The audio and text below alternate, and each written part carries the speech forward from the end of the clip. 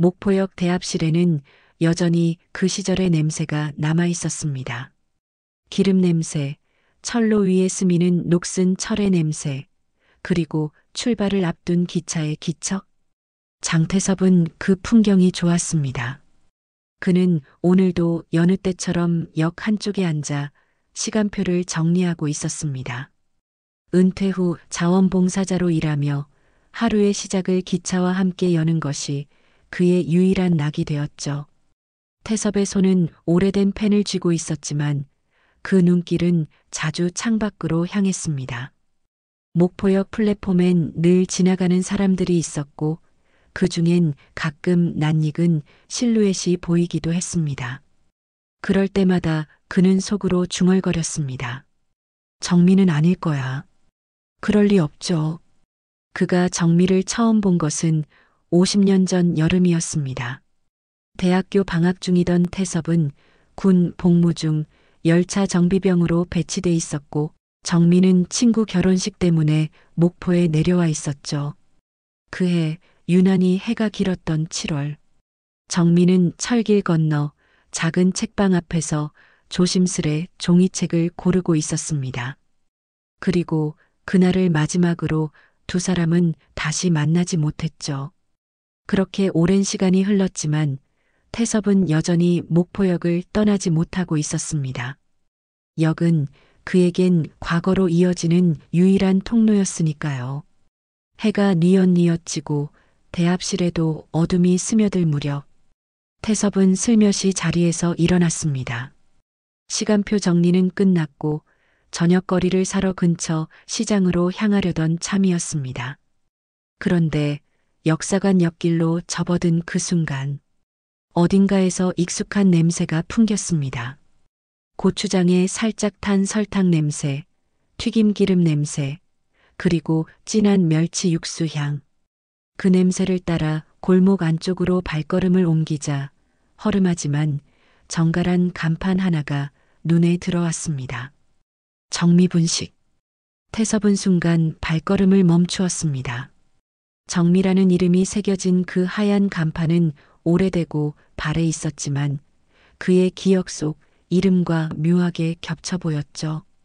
호기심 반, 무의식 반. 그는 문을 밀고 들어갔습니다. 따뜻한 공기와 함께 튀김 기름이 살짝 튄 조리대 뒤편에서 한 여성이 고개를 숙인 채 떡볶이를 저으며 말하고 있었습니다. 떡볶이 국물은 고춧가루 말고 고추장을 써야 진하지요. 태섭의 손이 가볍게 떨렸습니다. 그 목소리, 분명 그 사람이었습니다. 하지만 그녀는 여전히 고개를 들지 않았고 태섭도 함부로 말을 걸지 못했습니다. 시간이 그들을 갈라놓았던 것처럼 그 순간도 묘하게 멀게만 느껴졌습니다. 그는 조용히 어묵 2개를 먹고 아무 말 없이 분식집을 나섰습니다. 밖은 어두웠고 등 뒤에서 튀김 소리가 계속 들려왔습니다. 기차의 출발 벨처럼 귓가에 맴돌았죠. 그날 밤 태섭은 좀처럼 잠들 수 없었습니다. 오래전 이름 하나가 그에게 다시 다가온 것이었습니다. 그리고 그는 알 수 있었습니다. 이 인연은 아직 끝나지 않았다는 걸요. 다음 날 아침 장태섭은 예정보다 일찍 눈을 떴습니다. 햇살은 아직 창문을 뚫고 들어오지 않았고 라디오는 이른 새벽 클래식을 틀고 있었죠. 평소 같으면 다시 이불을 덮었겠지만 오늘은 달랐습니다. 그는 부스스한 머리를 정리하고 셔츠에 다리미질을 했습니다. 여느 날과 다름없이 목포역 봉사활동이 있는 날이었지만 자신도 모르게 거울 앞에 오래 서 있었죠. 주름진 얼굴이 유독 낯설게 느껴졌습니다. 50년. 그 세월이 그녀를 어떻게 바꿨을지 그는 감히 상상조차 하지 못했습니다. 역사관 근처 분식집으로 가는 길목에서 태섭은 잠시 멈춰 섰습니다. 전날처럼 문을 밀고 들어가면 그녀가 여전히 그 자리에 있을까? 혹시 그 이름이 우연이라면, 혹은 그 사람이 아니라면. 그런 생각들이 꼬리에 꼬리를 물었습니다. 결국 그는 돌아섰습니다. 역으로 향하는 발걸음은 예전보다 더 무거웠습니다. 마음속에선 자꾸만 분식집 냄새가 떠오르고 그녀의 목소리가 귓가에 맴돌았죠. 그는 자신이 왜 이토록 동요하는지 설명할 수 없었습니다. 아니, 애써 설명하지 않으려 했는지도 모릅니다. 기차는 시간표대로 오고 사람들은 제 갈 길을 갑니다. 그런데 태섭의 하루는 어제부터 멈춰 있었습니다. 점심시간 역 앞에서 만난 친구 박종필과 국밥을 먹으면서도 그는 연신 국물만 저었습니다. 종필은 그를 의아하게 바라보다가 물었습니다. 요즘 어디 아프냐고, 왜 멍하니 있는 거냐고. 태섭은 고개를 저었습니다. 아니야. 그냥 옛사람 하나 봤어. 그뿐이야. 하지만 그 말은 진심이 아니었습니다. 그는 지난밤 내내 그 이름을 되뇌었고 혹시라도 꿈이었을까 싶어 다시 분식집으로 향하고 싶었습니다. 그러나 아는 척을 할 용기는 나지 않았습니다. 그녀가 자신을 기억하지 못할까 두려웠고 설령 기억하더라도 반가워하지 않는다면 그보다 더 아픈 일이 있을까 싶었죠. 하루 종일 마음이 불편했던 그는 결국 해질녘 다시 그 골목으로 향했습니다. 해가 기울어 분식집 안에는 노란 불빛이 스며 있었고 몇몇 단골들이 어묵과 튀김을 주문하고 있었습니다. 그는 조심스레 문을 밀고 들어갔습니다. 정민은 조리대 뒤에서 여전히 고개를 숙이고 떡볶이를 접고 있었습니다. 그는 조용히 자리에 앉아 말했습니다. 어묵 하나만 더 주실래요? 그 순간 정미의 손이 멈췄습니다. 그리고 조용히 고개를 들었습니다. 그 눈빛은 짧은 순간 50년 전의 시간으로 되돌아갔습니다. 잠시 뜸을 들인 뒤 정미가 말했습니다. 너 태섭이니? 태섭은 숨을 멈췄습니다. 그녀가 기억하고 있었습니다. 여전히 그 이름을. 정미는 한동안 말을 잇지 못했습니다. 손에는 여전히 국자 하나가 들려 있었고 떡볶이 국물은 약한 불 위에서 부글부글 끓고 있었죠.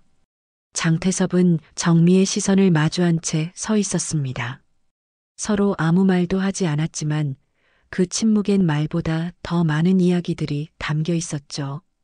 테이블에 놓인 스테인리스 어묵 접시를 사이에 두고 두 사람은 마주 앉았습니다. 정민은 먼저 시선을 떨구며 낮은 목소리로 말했습니다. 나는 처음엔 아니라고 생각했어요. 그런데 어제 어묵 먹고 나가는 뒷모습을 보고 혹시나 했죠. 태섭은 가볍게 웃었습니다. 그 미소에는 쓸쓸함이 스며 있었습니다. 나는 분식집 간판 보고 그냥 들어왔어요. 정미라는 이름이 너무 선명해서. 그녀는 작게 한숨을 쉬며 국자를 내려놓았습니다. 그 이름 그동안 숨기고 싶을 때도 많았어요. 근데 여긴 다들 그냥 정미 아주머니라고 불러주니까 편하더라고요. 둘은 마치 어제 이별한 사이처럼 자연스럽게 대화를 이어갔습니다. 한 그릇의 떡볶이를 사이에 두고 그들은 서서히 50년 전으로 돌아가고 있었습니다. 정미는 말했습니다. 그땐 편지 보냈었어요. 태섭 씨가 복무 마치기 한 달 전쯤 해남역에서. 태섭의 표정이 굳었습니다. 그 편지 나는 받지 못했어요. 아마 부대 쪽에서 막혔을 수도 있었겠죠. 군대라는 곳이 그렇잖아요. 정민은 시선을 창밖으로 돌렸습니다. 나는 기다렸어요. 답장을, 한참을. 근데 아무 소식이 없어서 그냥 그렇게 정리했어요. 둘 사이에 무거운 침묵이 흘렀습니다. 태섭은 말없이 젓가락을 내려놓고 그녀를 바라보았습니다. 나는 그때 내가 나를 떠난 줄 알았어요. 그래서 감히 다시 찾지 못했죠. 정민은 살짝 웃었습니다. 그래요. 인생이 그렇죠. 오해로 시작해서 침묵으로 끝나는 경우가 많잖아요. 그녀의 목소리는 담담했지만 눈가엔 지난 세월의 흔적이 스쳐 지나가고 있었습니다. 가게 문이 열리고 학생들이 떡볶이를 주문했습니다. 정민은 조리대로 돌아갔고 태섭은 잠시 자리를 정리해 주었습니다. 그들은 다시 말없이 함께 일했지만 마음만은 분명 예전보다 가까워져 있었습니다. 해가 졌고 골목은 어둠에 잠겼습니다. 태섭은 가게 문 앞에서 정미에게 말했습니다. 내일 또 올게요. 떡볶이도 먹고 옛날 얘기도 더 하려고요. 정미는 고개를 끄덕였습니다. 그래요. 이름을 불러주는 사람, 오랜만이라서 나도 기다릴게요. 그날 이후 장태섭은 매일같이 정미의 분식집을 찾았습니다. 처음에는 어묵 한 그릇, 떡볶이 한 접시로 시작된 방문이었지만 점차 둘 사이의 대화는 더 길어지고 더 조심스러워졌습니다. 마치 아주 오래된 책을 다시 펼쳐 읽는 느낌처럼요. 정민은 여전히 조용하고 말수가 적었지만 그 눈빛은 전보다 부드러워졌습니다. 태섭은 가끔 그녀를 도와 어묵꼬치를 꺼내기도 했고 시장에서 깻잎이며 단무지를 대신 사오기도 했습니다. 정민은 그럴 때마다 말했죠. 손님을 손님으로 두질 않네요. 하지만 그 말끝엔 약간의 웃음이 묻어 있었고 태섭은 그 웃음을 들을 수 있다는 것만으로도 마음이 따뜻해졌습니다. 어느 날 비가 내렸습니다. 장마의 끝자락이었고 골목은 흙물로 흠뻑 젖어 있었습니다. 분식집 안은 한산했고 정민은 앞치마를 벗고 창가에 앉아 있었죠. 태섭은 우산을 들고 조심스레 가게로 들어섰습니다. 밖에 비 오네요. 정민은 고개를 끄덕이며 말했습니다. 비 오는 날엔 가끔 기차 소리가 더 또렷하게 들리는 것 같아요. 기억나요? 예전엔 기차도 창문 열고 타던 시절이었죠. 창밖으로 손 내밀면 빗방울이 손바닥에 톡톡 떨어졌어요. 그 말에 태섭은 잠시 웃음을 지었습니다. 기억나죠? 그때 우리는 목포역에서 해남행 완행열차 탔었잖아요. 기차가 워낙 느려서 중간에 시장에 내려 김밥도 사 먹고 다시 탔었죠. 정미의 눈가가 살짝 흔들렸습니다. 그래요, 그때 난 정말 행복했어요. 그래서 오래 기다렸나 봐요. 한참을. 그때는 다시 볼 줄 몰랐어요. 태섭은 조용히 물었습니다. 그럼 이번에는 같이 가볼까요? 다시 해남까지. 기차 타고 예전처럼. 정민은 그 말을 듣고 한동안 말이 없었습니다. 밖에서는 천둥이 한번 크게 울렸고 두 사람 사이에도 한 박자 침묵이 흘렀죠. 그리고 그녀는 조용히 입을 열었습니다. 글쎄요, 아직은 잘 모르겠어요. 사람 마음이라는 게 자꾸 흔들려서. 그래도 그런 말 들으니 마음이 조금 따뜻해지긴 하네요. 그날 태섭은 우산을 함께 썼습니다. 비좁은 우산 속에서 두 사람의 어깨가 살짝 부딪혔고 그 감촉은 아주 오랜만에 느끼는 따뜻함이었습니다. 말없이 걸었지만 그 침묵은 이전과 달랐습니다. 마음이 흔들린다는 건 멀어지기 위해서가 아니라 다시 다가가기 위한 예고일지도 모른다는 생각이 들었기 때문입니다. 목포의 늦여름은 유난히 바람이 많았습니다. 장태섭은 그 바람 속에서 작은 설렘을 느끼고 있었습니다. 정미와 해남행 완행열차를 타기로 한 그날이 점점 다가오고 있었기 때문이죠. 태섭은 가만히 거울 앞에 섰습니다. 그날을 위해 새로 산 바람막이 재킷을 입어보며 혼잣말을 했습니다. 어울릴까 너무 들떴다고 생각하지 않을까? 하지만 그는 알 수 있었습니다. 이게 설렘이라는 것을요. 50년 전 놓쳤던 순간을 이번에는 꼭 잡고 싶었으니까요. 분식집에 들렀을 때 정민은 가게 문을 굳게 닫고 있었습니다. 문에는 손글씨로 쓴 작은 종이 쪽지가 붙어 있었죠. 가게 사정으로 당분간 쉽니다. 태섭은 마음이 철렁 내려앉았습니다. 전날까지 아무 말도 없었는데 갑자기 그는 곧장 근처 시장 아주머니에게 물었지만 다들 고개만 저었습니다. 몸이 안 좋았는지 아니면 뭔 일이 있었는지 누구도 알지 못했습니다. 그날 저녁 태섭은 혼자 분식집 앞 벤치에 앉았습니다. 바람에 쪽지가 흔들리고 있었고 골목은 텅 빈 듯 고요했습니다. 그는 가만히 중얼거렸습니다. 또 이렇게 되는 건가요? 다음 날도 그 다음 날도 정민은 나타나지 않았습니다. 태섭은 집과 역 사이를 서성이며 한참을 기다렸습니다. 전화번호 하나 묻지 않은 자신이 미웠고 괜한 기대를 품었던 자신이 원망스러웠습니다. 한번 놓친 인연은 그렇게 또다시 그의 앞에서 사라지는 듯 했습니다. 몇 날 며칠이 지나고 어느 날 문득 태섭은 문득 떠올랐습니다. 정미가 했던 말. 기차역 청소하시는 아주머니들이 제일 부럽다니까요. 하루 종일 기차 소리 들으면서 일할 수 있잖아요. 그 말이 머리를 스쳤고 그는 바로 목포역 플랫폼 뒤편으로 향했습니다. 열차 출발 시간이 지난 후 플랫폼 구석에서 환복 중인 청소 아주머니들 틈에서 정미가 있었습니다. 그녀는 고무장갑을 벗다 태섭을 발견했고 얼굴에 놀란 기색이 번졌습니다. 정말 어떻게 알았어요? 태섭은 숨을 고르며 말했습니다. 기억나죠? 기차는 2번 오지 않는다고 했던 말. 이번엔 내가 먼저 달려왔습니다. 그때처럼 놓치기 싫어서요. 정민은 가만히 서 있었습니다. 그리고 아주 천천히 고개를 끄덕였습니다. 그 눈빛 속엔 미안함도 있었고 안도감도 있었습니다. 그리고 아주 오래 기다린 사람을 마주한 듯한 따스함이 있었습니다. 목포역 플랫폼 한쪽에 놓인 오래된 의자에 나란히 앉은 2 사람.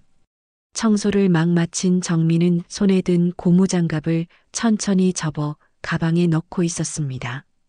장태섭은 그녀 옆에서 말없이 하늘을 올려다보았죠. 가을 하늘은 청명했고 햇살은 따뜻했습니다. 말이 없었지만 그 고요 속에는 묵은 감정들이 서서히 녹아내리고 있었습니다. 정미가 먼저 입을 열었습니다. 미안했어요. 그날 그냥 숨고 싶었어요. 해남 가자고 했을 때 마음이 흔들렸는데 그게 너무 무서웠거든요. 지금 이 나이에 다시 누군가를 믿고 기대도 되나 그런 생각이 들었죠. 태섭은 고개를 끄덕였습니다. 나도 사실 많이 망설였어요. 근데 이렇게 다시 보게 된 거 보면 아직 우리한테도 기회가 있는 것 같아요. 정민은 작게 웃었습니다. 그럼에도 불구하고 다시 만나는 게 인연이라면 이젠 한 번쯤 기대해봐도 되겠죠.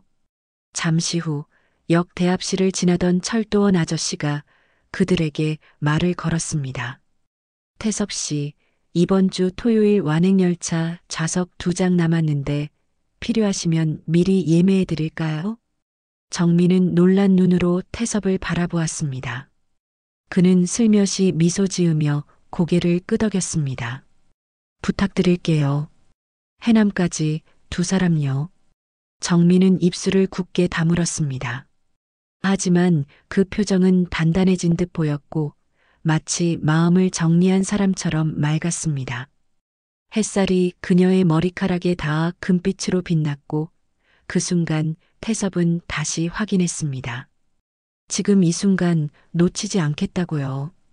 그날 이후 정민은 다시 분식집 문을 열지 않았습니다. 그 대신 아침마다 역 청소를 하고 나면 근처 공원에서 도시락을 먹었고 태섭은 그 시간에 맞춰 늘 나타났습니다. 둘은 단순한 점심 한 끼에도 웃었고 무거운 얘기 없이도 따뜻한 시간이 흘러갔습니다. 어느 날 정미가 물었습니다. 그날 해남에서 뭘 하고 싶으셨어요? 태섭은 한참을 생각하다가 조용히 말했습니다. 그냥 함께 그 풍경을 다시 보고 싶었어요. 그날 내가 혼자 내렸던 그 역에서 이번엔 내가 같이 내릴 수 있다면 좋겠다고 생각했죠. 정민은 고개를 끄덕이며 말했다. 그래요. 그럼 이번엔 내가 먼저 손 내밀게요. 이번에는 나 기다리기만 하지 않을게요. 두 사람은 그렇게 또 하나의 약속을 마음속에 새겼습니다. 기차는 또 한 번 출발을 앞두고 있었고 그들의 시간도 함께 움직이기 시작했습니다. 토요일 새벽 목포역의 공기는 평소보다 더 차분했습니다. 플랫폼 위에는 어스름한 빛이 내려앉아 있었고 아직 첫 차조차 들어서지 않은 시간. 정민은 여행 가방 대신 작은 보조 가방 하나를 들고 역 입구에 서 있었습니다. 얇은 바람막이를 입은 채 입꼬리엔 긴장과 설렘이 뒤섞인 미소가 맴돌고 있었죠. 잠시 후 장태섭이 도착했습니다. 그 역시 허리에는 작은 배낭 하나만 맨 채였습니다. 눈이 마주쳤고 둘은 말없이 웃었습니다. 그 웃음은 기약 없는 기다림 끝에 도착한 기차처럼 조용하고 단단했습니다.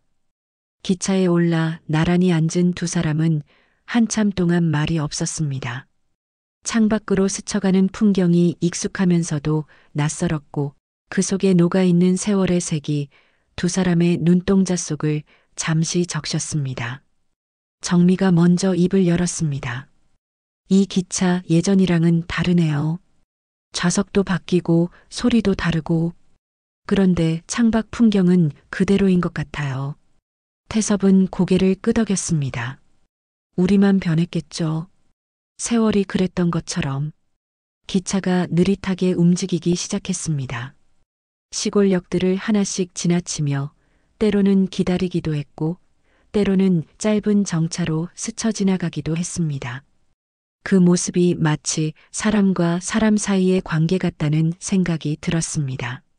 머물다 떠나고 기다리다 놓치고 그리고 가끔은 다시 만나고 중간 정차역에서 태섭은 미리 준비해온 삶은 달걀과 사이다를 꺼냈습니다. 정민은 그걸 보자마자 웃음을 터뜨렸습니다. 이거 완전 옛날 기차 간식이네요. 그때랑 똑같이 준비했어요? 태섭은 수줍게 고개를 끄덕였습니다. 그날 내가 계란 껍질을 못 간다고 나한테 까달라고 했던 거 기억나요? 그래서 오늘도 준비했어요. 내가 까줄 수 있게. 정민은 잠시 눈을 감았다가 조용히 말했습니다. 그날 나는 참 많이 기대했어요. 다시 보게 될 줄 알고. 근데 시간이 흐를수록 그 기대가 부끄러워지더라고요. 그래서 더 이상 그 누구에게도 기대하지 않기로 했었어요. 태섭은 그녀의 말을 조용히 들었습니다. 그리고 계란 하나를 까서 조심스럽게 그녀의 손 위에 올려놓았습니다. 기차는 어느새 해남역에 가까워지고 있었습니다. 창밖에는 바다가 살짝 보이기 시작했고 파도 소리가 창문을 두드리는 듯한 착각마저 들었죠. 정미가 창밖을 바라보며 말했습니다. 이제는 기대해도 될까요? 다시 혼자 걷지 않아도 되냐고 묻고 싶어요. 태섭은 조용히 그녀의 손을 잡았습니다. 이젠 혼자 내리지 않아도 됩니다. 이번엔 내가 같이 내릴게요.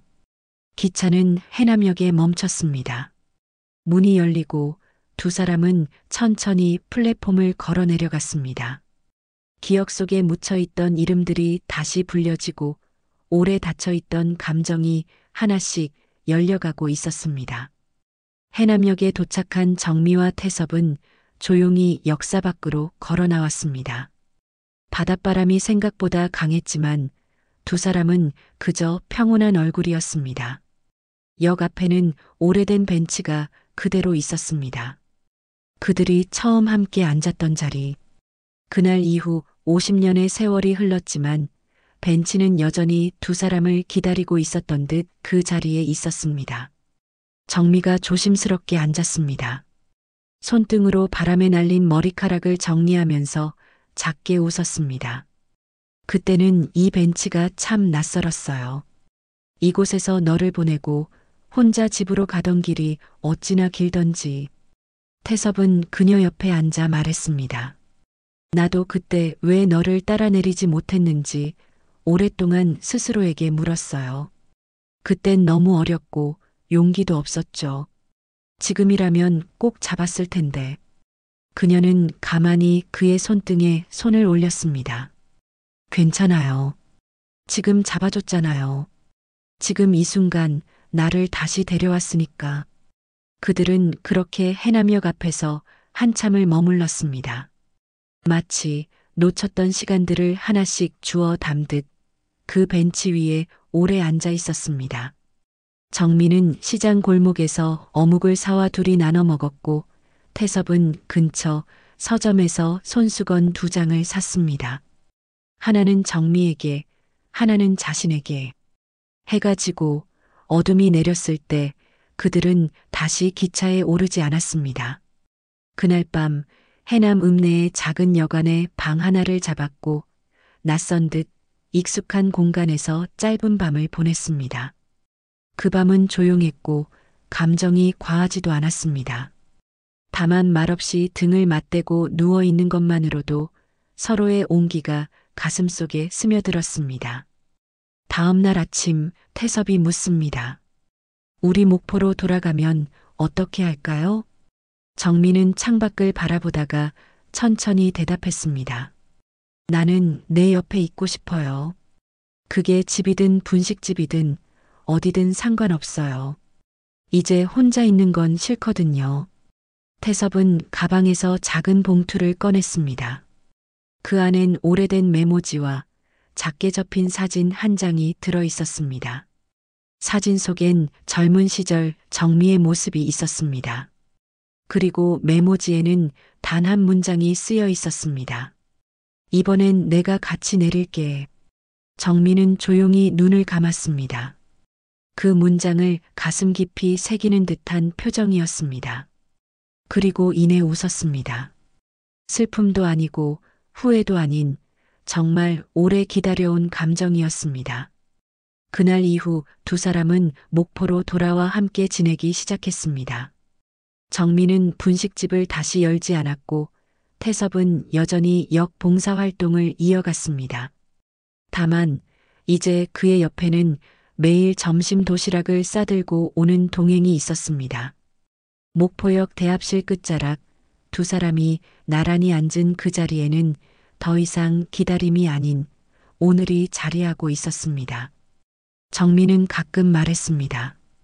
기차는 언제든 떠날 수 있어요. 하지만 중요한 건 함께 내릴 사람이 있다는 거죠. 태섭은 그녀의 말을 들으며 고개를 끄덕였습니다. 그리고 마음속으로 다시 다짐했습니다. 이제 절대 혼자 두지 않겠다고요.